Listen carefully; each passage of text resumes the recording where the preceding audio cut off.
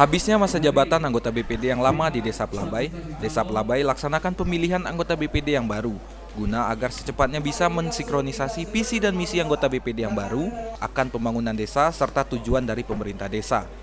Pemilihan dilaksanakan di Balai Desa Pelabay pada hari Rabu 31 Maret 2021.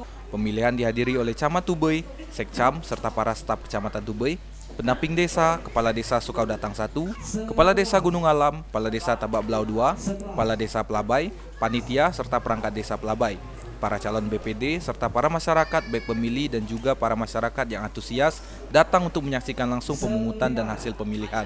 Pemilihan BPD Desa Pelabay menerapkan sistem pemilihan satu kakak memiliki satu hak suara. Dengan total jumlah pemilih yaitu 390 pemilih. Ada 24 yang tidak memilih. Yang tidak memilih dinyatakan golput. Calon anggota BPD berjumlah 13 orang yang terpilih menjadi anggota BPD yaitu 1. Nasir Wijaya 79 suara, 2. Sikondi Rijal 44 suara, 3. Redi Arianto 41 suara, 4. Kismoni 34 suara, 5. Untung Putro 34 suara. Pemilihan berjalan dengan lancar tanpa ada kendala.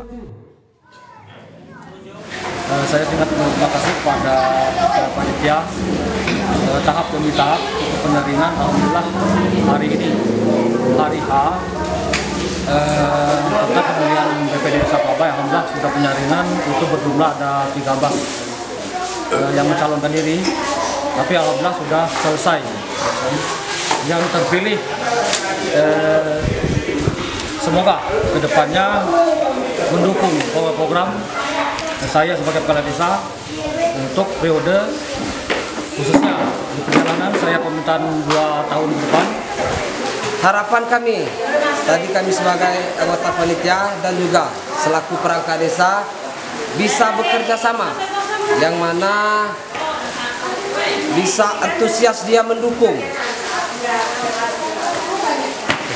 kegiatan desa ataupun misi kepala desa itu, dan juga sekiranya kalau dia ada masukan yang untuk memperbaiki apa yang telah dilakukan kepala desa itu, kami sangat siap menerima itu, Pak.